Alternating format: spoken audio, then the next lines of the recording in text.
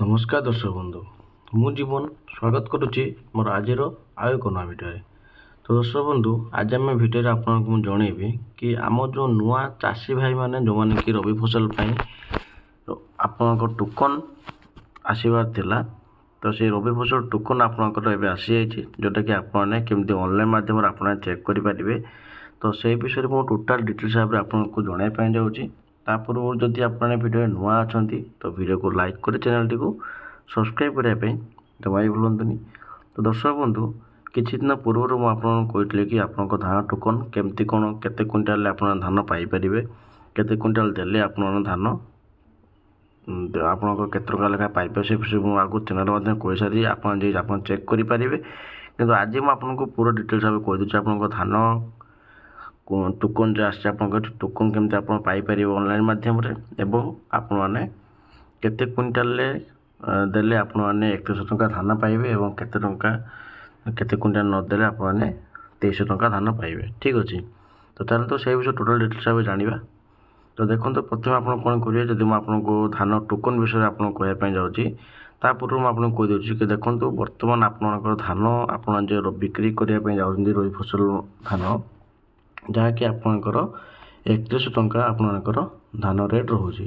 ଠିକ୍ ଅଛି, ତ 3100 ଟଙ୍କା ଧାନରେ ଯେଉଁ ରେଟ୍ ରହୁଛି ଆପଣଙ୍କର, ତ 3100 ଟଙ୍କା ଆପଣଙ୍କର କେତେ ପାଇବେ ନା ଯେଉଁମାନେ 150 କୁଇଣ୍ଟାଲ, ଠିକ୍ ଅଛି, ଯେଉଁମାନେ 150 କୁଇଣ୍ଟାଲରୁ ଅଧିକ ଦେଉଛନ୍ତି ତ ସେମାନଙ୍କୁ ସରକାର ଦେବେ 2300 ଟଙ୍କା ଲେଖା କୁଇଣ୍ଟାଲ ପିଛା। ଠିକ୍ ଅଛି, ଏବଂ ଯେଉଁମାନେ 150 କୁଇଣ୍ଟାଲରୁ ତଳକୁ ଦେଉଛନ୍ତି ତ ସେମାନେ ପାଇବେ 3100 ଟଙ୍କା। ଏପଟେ ଆପଣ ଭଲ ଭାବରେ ବୁଝିପାରିଲେ, ଯେଉଁଟାକି ମୁଁ ଆପଣଙ୍କୁ ପୂର୍ବ ଭିଡ଼ିଓ କହିସାରିଛି, ଆପଣ ଯଦି ଚେକ୍ କରିପାରିବେ।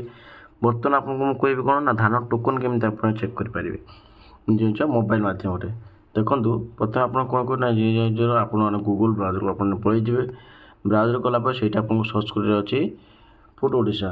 ଠିକ୍ ଅଛି, ତ ଫୁଡ୍ ଓଡ଼ିଶାକୁ ସର୍ଚ୍ଚ କଲା ପରେ ପ୍ରଥମ ଯେଉଁ ଷ୍ଟେପ୍ଟି ଅଛି food supply and consumer welfare department, ତ ସେଇଟା ଆପଣ କ୍ଲିକ୍ କରିବେ।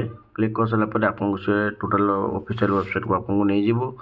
ନେଇଗଲା ପରେ ଦେଖନ୍ତୁ, ଏଠି ଆପଣଙ୍କର ଲେଖା ହେଇଛି କ'ଣ ନା ଅନଲାଇନ୍ ସର୍ଭିସ୍ ଲେଖା ହେଇଛି ଏଠି।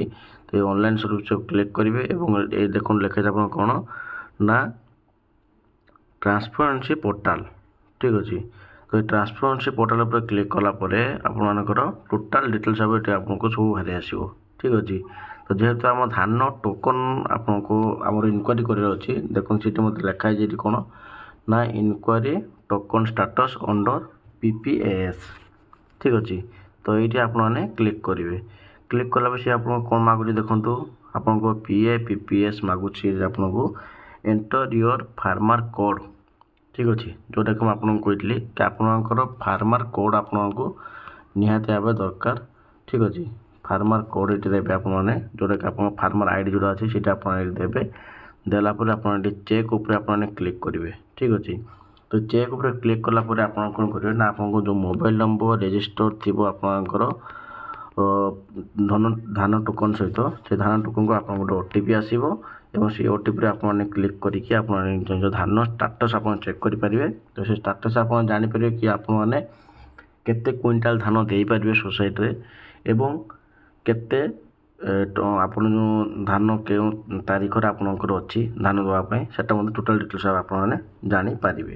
ଠିକ୍ ଅଛି, ତ ଆପଣଙ୍କ ଧାନ ଟୋକନ୍ ଏଇଟା ଆପଣ ରହିଲା, କିନ୍ତୁ ମନେ ରଖିଥାନ୍ତୁ ଆପଣମାନେ କି ଆପଣମାନେ ଯେଉଁ ଧାନ ଦେଉଛନ୍ତି, ଆଉ ଥରେ ମୁଁ ଆପଣଙ୍କୁ କହିଦେଉଛି କି 150 କୁଇଣ୍ଟାଲ ଉପରକୁ ଯଦି ଆପଣ ଧାନ ଦେଉଛନ୍ତି ତାହେଲେ ଆପଣମାନେ ପାଇବେ 2300 ଟଙ୍କା, ଏବଂ ଯଦି ଆପଣମାନେ 150 କୁଇଣ୍ଟାଲ ତଳକୁ ଦେଉଛନ୍ତି ତାହେଲେ ଆପଣମାନେ ପାଇବେ କେତେ 3100 ଟଙ୍କା।